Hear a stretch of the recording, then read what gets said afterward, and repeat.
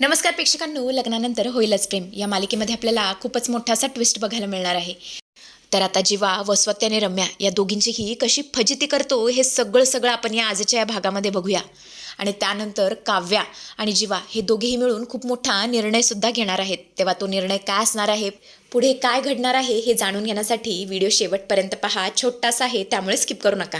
चला तर बघूया नक्की काय घडतं. तर आपण पाहतो की या चौघांचं जे प्लॅनिंग आहे ते झालेलं असतं. कुर्गला जायचं हे जे लोकेशन आहे ते ठरलेलं असतं. यावेळेस नंदिनीने सुद्धा वेगळा लुक केलेला असतो. तिने चक्क जीन्स पॅन्ट घातलेली असते, कारण ती बाहेर हनीमूनला जाणार असते. त्यामुळे जरा हटके घालण्याचा ती निर्णय घेते आणि अशा प्रकारे चौघे आता कुर्गसाठी निघतात. मस्त अशी गाणी गात अंताक्षरी खेळत सगळेच आता एअरपोर्टच्या दिशेने निघालेले असतात. पार ड्राईव्ह करत असतो आणि तेवढं तर जीवाला त्या ट्रॅव्हलिंग एजन्सीवाल्या बाईचा फोन येतो. ती बोलते, सर खूप मोठा प्रॉब्लेम झालाय, तुमची बुकिंग कॅन्सल झाली आहे. जीवा हे ऐकतो आणि जोरातच ओरडतो, काय मॅडम, वनिता मॅडम, तुम्ही हे काय बोलताय? तुम्ही आत्ता आम्हाला एंड टायमाला हे असं कॅन्सलेशनचं सांगू शकत नाही, कारण आम्ही घराच्या बाहेर पडलोय, अर्ध्या वाटेवरती आलोय सुद्धा. आता जर तुम्ही 11th आवरला हे सगळं सांगणार असाल तर आम्हा सगळ्यांचा हिरमोड होईल. प्लीज मॅडम असं काय बोलू नका, काहीतरी ॲडजस्ट करा. तेव्हा वनिता बोलते, सॉरी सर, काहीच ॲडजस्ट करता येणार नाही. दुसरं काहीतरी असतं तर ॲडजस्ट करता आलं असतं, पण कसं आहे ना, तिकडे लोकल इलेक्शन सुरू आहे ना, त्यामुळे सर्वत्र नाकाबंदी झाली आहे. सगळे रस्ते चॉक झालेत, त्यामुळे पुढे तुम्हाला जाताच येणार नाही. विश्वा बोलतो, काय मॅडम तुम्ही हे काय केलं? तेव्हा वनिता बोलते, सॉरी, तुमचे पैसे तुम्हाला रिफंड मिळतील, अजिबात काळजी करू नका. आणि यामुळे तुमचा जो काही इमोशनली डॅमेज झाला त्याच्यासाठी आम्ही तुमची माफी मागतो, सॉरी सर, असं म्हणतच ती फोन ठेवते. इकडे आता जीवाचा चेहरा पडलेला असतो. सगळेच त्याला विचारत असतात, नंदिनी, काव्या, की काय झालं नक्की, चेहरा असा का पडलाय? तेव्हा जीवा घडलेला सगळा प्रकार सांगतो की आपली ट्रिप कॅन्सल झाली आहे. काव्या बोलते, अरे बापरे, आता काय करायचं? आता आपल्याला घरी परत जावं लागेल. शियार, हे काय घडून बसलं, मी किती एक्सायटेड होते. तेव्हा नंदिनी सुद्धा चेहरा पाडते आणि बोलते, हो ना. तेव्हा जीवा बोलतो, नो टेन्शन, जीवा असताना तुम्हाला हिरमोड करून घेण्याची काही गरज नाहीये. कुर्गला जरी जाणार नसलो तरी एका वेगळ्या ठिकाणी चाललोय. काव्या बोलते, वेगळ्या ठिकाणी म्हणजे नक्की कुठे जीवा? तेव्हा जीवा बोलतो, दादा एक शार्प टर्न मार आणि मग आपलं फार्म हाऊस येतंय. फार्म हाऊस ना इकडून एक 5 मिनिटाच्या अंतरावरती आहे. आणि आता आपण जर पुन्हा घरी गेलो तेही 2 तास ट्रॅव्हल करून, तर आईचा चेहरा तर पडेलच आणि घरच्यांना सुद्धा वाईट वाटेल. त्यापेक्षा इथेच जाऊ ना, जवळच आपलं फार्म हाऊस आहे. ट्रिप नाही झाली म्हणून काय झालं, आपल्याला एकत्र टाइम स्पेंड करायचं आहे हे जास्त महत्त्वाचं आहे ना. मग तो कुठे का असेना, मग आपण आपल्या फार्म हाऊसमध्ये सुद्धा टाइम स्पेंड करू शकतो ना. आणि हे सगळं ऐकल्यावर काव्याच्या काळजात मात्र धडधड व्हायला सुरुवात झालेली असते, कारण मागच्या वेळेस ते इथेच याच फार्म हाऊसवरती आलेले असतात. आणि जे काही जीवाबरोबर घडलेलं असतं त्याने कसं काव्याचं नाव छातीवरती लिहिलेलं जाळून घेतलेलं असतं ते सगळं तिच्या डोळ्यांसमोर येऊ लागतं आणि ती जोरातच ओरडते. पार्थ बोलतो, काव्या काय झालं? काव्या बोलते, काय नाही. तेव्हा पार्थ तिला पाणी देतो आणि सगळेच आता गाडीच्या बाहेर उतरतात.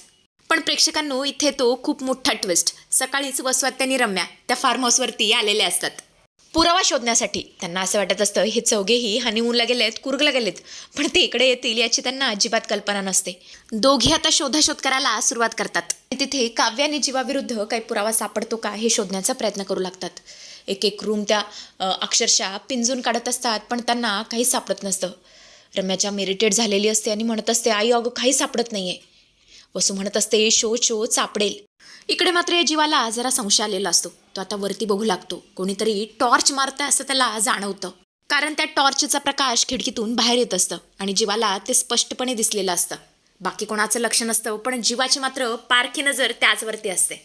नक्कीच काहीतरी गडबड आहे, मला शोधून काढावं लागेल असं म्हणत असतो. आता तिकडे जात असतो. तेवढ्यातच त्याला केअरटेकर दिसतो. तो केअरटेकरला विचारतो की इथे कुणी आलंय का? केअरटेकर बोलतो, नाही साहेब, तुमच्या व्यतिरिक्त इथे कुणीच नाही आलेलं. आणि आता मात्र जीवाचा जो काही संशय असतो तो 100% खात्रीत बदललेला असतो. तो बोलतो, नाही, वरती कुणीतरी आहे, मला बघायलाच हवं. इकडे आपण पाहतो तर काय, नंदिनी, पार्थ आणि काव्या तिघे आता बाहेर उतरलेले असतात आणि त्यांना सगळं जुनं आठवत असतं, कारण यापूर्वी सुद्धा ते या फार्म हाऊसवरती आलेले असतात आणि सगळ्यात जुन्या मेमरीज एकदम त्यांना रिकॉल व्हायला सुरुवात झालेली असते. इकडे आपण पाहतो तर काय, वस्वत्या, रम्या या दोघींचीही शोध मोहीम सुरू असते. रम्या, वस्वत्या या दोघींनाही काही सापडत नसतं आणि तेवढंच काव्याची जी धडक आहे ती टेबलला होते. तिचा पाय जोरातच एका टेबलला धडकतो. ती जोरातच ओरडते, आई गो, जोरात लागलं. पण हे सगळं करत असताना टेबलवरचं साहित्य मात्र खाली पडतं. सगळी पुस्तकं, सगळं खाली पडतं. वसवत्या म्हणत असते, रम्या आपण इथे शोधायला आलोय का सगळं पसारा उचलायला आलोय? उचल तो पसारा. आणि मग काय आता काव्या ते पुस्तक उचलू लागते आणि त्यातनं एक फोटो बाहेर निघतो आणि खूप मोठा धमाका होतो. कारण हा फोटो दुसरा तिसरा कोणाचा नसून जीवानी काव्याचा असतो. या फोटोमध्ये जीवाने काव्याला खूपच रोमॅन्टिकली पकडलेलं असतं आणि दोघेही एकमेकांच्या नजरेत हरवून गेलेले असतात. रम्या तर इतकी जोरजोरात ओढू लागते, आई आपल्या हाती खूप मोठं गबाड लागलंय बघ. काव्यानी जीवाचा फोटो, हा फोटो जर घरच्यांनी बघितला तर घरच्यांना बघता क्षणी कळेल की या दोघांमध्ये अफेअर होतं, म्हणजे आहे. तेवढं तर जीवा दुसऱ्या फ्लोअरवरती पळत पळत येतो. त्याला आता हालचाल जाणवते की आतमध्ये कोणीतरी आहे आणि काहीतरी शोधतंय. त्याला आता 100% खात्री पटलेली असते की आतमध्ये चोर आहे. त्यामुळे तो जोरात पळत पळत येतो आणि दरवाजा तोडतो. दोघींच्याही अंगावरती ब्लँकेट टाकतो आणि चांगला चोप देतो. कारण त्याला असं वाटत असतं की या कोणीतरी चोरट्या बायका आहेत ज्या की फार्म हाऊसमध्ये चोरी करण्यासाठी आलेत. रम्या वसवत्या या दोघींना काहीच कळत नसतं की या फार्म हाऊसवरती कोण आलंय. त्यांना मार मात्र जाणवत असतो. त्या जोरजोरात तोडू लागतात, वाचवा. आणि आता जीवा ओरडत असतो, चोरट्या बायकांनो चोऱ्या करता लाज वाटत नाही का चोरी करताना? असं सगळं तो म्हणत असताना रम्या जोरातच ओरडते, जीवा थांब आम्ही दोघी आहोत. आणि मग आता जीवा त्यांच्या अंगावरचं ते ब्लँकेट काढतो. पण या सगळ्यामध्ये फोटो मात्र पूर्णपणे फाटून गेलेला असतो. त्या दोघींना पाहताच त्यांना खूप मोठा धक्का बसतो. तेवढंच तिथे हे तिघे सुद्धा येतात. जीवा जोरातच ओरडतो, तुम्ही दोघे इथे काय करताय? आणि वसवत्या, तू तर तुझ्या मैत्रिणीच्या मुलीच्या लग्नाला जाणार होतीस, मग इथे काय करतेयस? नाही म्हणजे तुला सगळे कार्यक्रम अटेंड करायचे होते ना, मग तुम्ही दोघी इथे काय करताय? तेव्हा वसवत्या बोलते, अरे जीवा आधी ऐकून तरी घ्यायचं ना, आमची गाडी कॅन्सल झाली आणि इथे आम्ही जवळच होतो. मग विचार केला स्टँडवरती 2 तास घालवण्यापेक्षा इथे येऊन आराम करावा आणि मग पुढची गाडी पकडावी. पण तू तर आम्हाला चोर समजून चांगलंच धुतलंस, आमची हाडं खिळखिळ केलीस. वसू रम्या या दोघींना चांगलाच मार बसलेला असतो. त्यांना चांगलंच लागलेलं असतं. जीवा आता त्यांची माफी मागतो. वसवत्यांना तर इतका राग आलेला असतो, ती ओरडतच आता तिकडून निघून जाते. पण काव्याच्या मात्र लक्षात आलेलं असतं की रम्या आणि वसवत्या उगाचच इकडे फार्म हाऊसवरती नाही आलेल्या. त्या काहीतरी हेतूने आलेत, काहीतरी शोधायला आल्या आहेत. आणि चुकून जर या दोघींच्या हाती या फार्म हाऊसवरती काहीतरी लागलं तर होत्याचं नव्हतं होईल, सगळं उद्ध्वस्त होऊन जाईल. नंदिनी आणि पार तिकडून गेल्यावर ती आता जीवाला गाठते आणि बोलते, जीवा खूप झालं. मला तर वाटतंय वसवत्यानी रम्या या दोघींना संशय आला असणार आहे. त्यांच्या हाती जर काही लागलं असतं तर आपल्याला जास्त वेळ करून चालणार नाही. मला असं वाटतं आपण देशमुखांना सगळं जे काही खरं आहे ते सांगून टाकू. इथे जवळच एक मंदिर आहे, देवाच्या साक्षीने आपण दोघेही सत्य त्यांना सांगून टाकू. कारण हे सत्य जर त्यांना बाहेरून कळालं तर त्यांचा आपल्यावरचा विश्वास उडून जाईल.